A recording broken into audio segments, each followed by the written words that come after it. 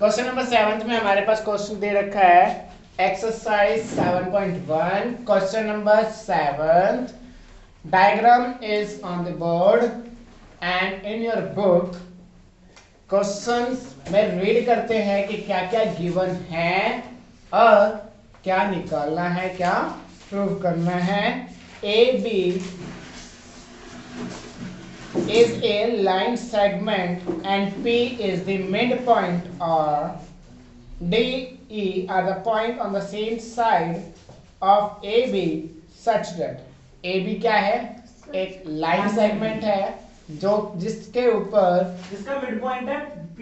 P क्या है, उसमें मिड पॉइंट है D और E तो गिवन वो दोनों सेम है। गिवन में क्या दे रखा है? P गिवन नहीं आएगा सर, वही तो गिवन आएगा बट ये नहीं आएगा, P वाला नहीं आएगा सर। गिवन में क्या दे रखा है हमारे पास? AB is a line segment sir line segment क्या होता है? in which चलो पूछा, मुझे भी जानना था, बताओ सर। P is सर इस पे लाइन बनती है, उसे कहते हैं the एक सीधी लाइन midpoint इग्नोर कर रहे हैं, देखिए लिखने लिखा सकता of AB। लाइन जिसको हम इंक्रीज और डिक्रीज कर सकते हैं, लाइन सेगमेंट जिसको नहीं कर सकते, वो फिक्स होता है। ठीक है, AB हमारे पास क्या है? लाइन सेगमेंट है जिसमें P क्या है? मिड पॉइंट है ऑफ AB। आगे देखिए क्या क्या गिवन है। Angle BAD is equal to ABE। Angle D and E are point on the same BAD equal to angle ABE, ये गिवन है। हाँ, दो चीज और, एक और गिवन है, एक एंगल और गिवन है, एंगल EPA। अब हमारे को एक साइड निकालनी है। EPA equal to DPB। तो सर अब हम एक और Okay. लेंगे, AB ले लो। This is given. हाँ, यस वो प्रूफ है। Delhi This is these 2 points are given. What are the 2 points? Angle. First angle क्या दे रखा है? BAD। BAD means angle A। ABE means angle B। Angle A और B क्या है? Equal है। सेकंड पॉइंट में क्या दे रखा है? EPA and angle DPB। ये एंगल क्या दे रखा है? इक्वल दे रखा है। डायग्राम और क्वेश्चन क्लियर है कि क्वेश्चन में क्या क्या गिवन दे रखा है, और डायग्राम जो आपके पास बोर्ड है कि जो इसमें गिवन दे रखा है उस चीज को हमने इसमें ऑब्जर्व करा कि वो चीज है कि नहीं है। हो गया। Next thing is to prove. हमें प्रूव क्या करना है इसमें? दो प्रूफ करने हैं, इसलिए टू प्रूफ। ठीक है, तो प्रूव क्या करना है? मींस फाइंड आउट क्या करना है? Triangle DAP triangle DAP congruent to triangle EBP। जाओ। EBP। This is the first part, and second part is AD AD equal BE। Okay, ठीक है। तो क्या करना है? अब हमें क्या फाइंड करना है? दो पार्ट दे रखे हैं, दो पार्ट को फाइंड करना है।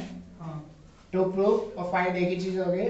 निकालना क्या है? या मींस प्रूव क्या करना है, या शो क्या करना है। शो का मतलब भी वही था कि इसको दिखाइए कि आपस में क्या है, इक्वल है या कॉन्ग्रुएंट है। तो DAP का ट्राइंगल पहले देखो, DAP हाफ है ये ट्राइंगल।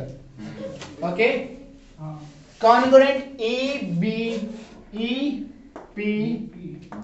या फिर EBP, तो वही तो बात हो गई, या फिर EBP है। कोई भी नाम ले सकते हो, नाम आपके ऊपर है, ऐसा कुछ नहीं है। इस दो ट्राइंगल को क्या करना है? कॉन्ग्रुएंट प्रूव करना है। अब इन दोनों ट्राइंगल में हम देख रहे हैं कि AB लाइन सेगमेंट है, P मिड पॉइंट है, दैट मींस AP PB को अगर प्लस कर दिया जाए तो क्या बन जाएगा? ए बी, जो कि दोनों में हमारे पास क्या है, एक सेम कॉमन है कॉमन है। और पी भी तो कॉमन ट्राइंगल ये है ना, ये ट्राइंगल और ये ट्राइंगल है ना, हाँ बी दोनों में ठीक है। पी मिड पॉइंट है तो दोनों के मतलब क्या है, एपी बीपी आपस में इक्वल है। P is the midpoint, therefore we can say that AP is equal to BP BP। हाँ यस सर। और कर सकते हो AP equal to BP, reason में यहाँ पे डाल सकते बीपी हैं। कैसे हो सकता है? बीपी में blood pressure BP means here is the name of a line segment, okay? ठीक है not a BP. Because reason में क्या डालेंगे, P is the midpoint, MP midpoint, मध्य प्रदेश ठीक है। Madhya Pradesh main point. Mid point equal है। हमें किसी भी ट्रायंगल को कॉन्ग्रुएंट प्रूव करने के लिए थ्री थिंग्स की रिक्वायरमेंट होती है, जी sir okay. All the three things are present now. Prove that congruent prove करते हैं तो first prove proof that in triangle DAP DAP and and triangle EBP, okay। angle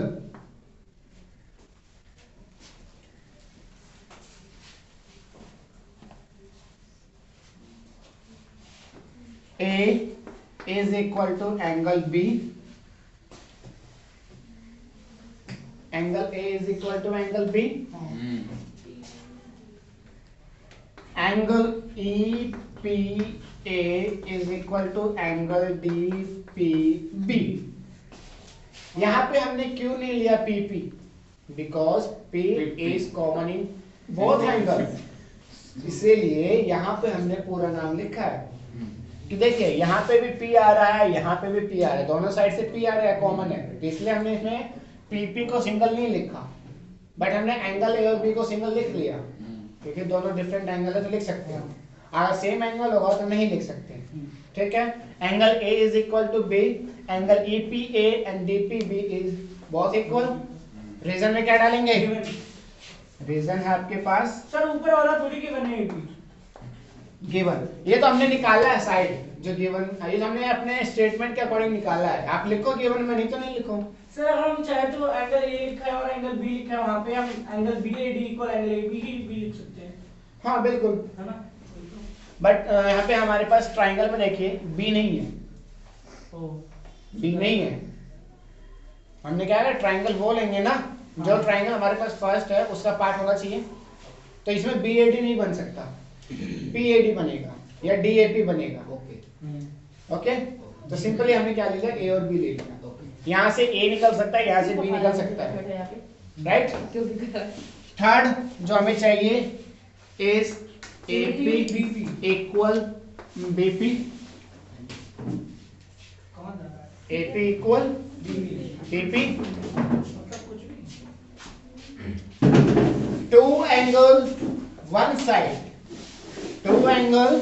one side by angle side sir वहां पे common Angle. कर दो bracket में। अभी लिखा नहीं है, रीजन में डाल दो P is the mid point.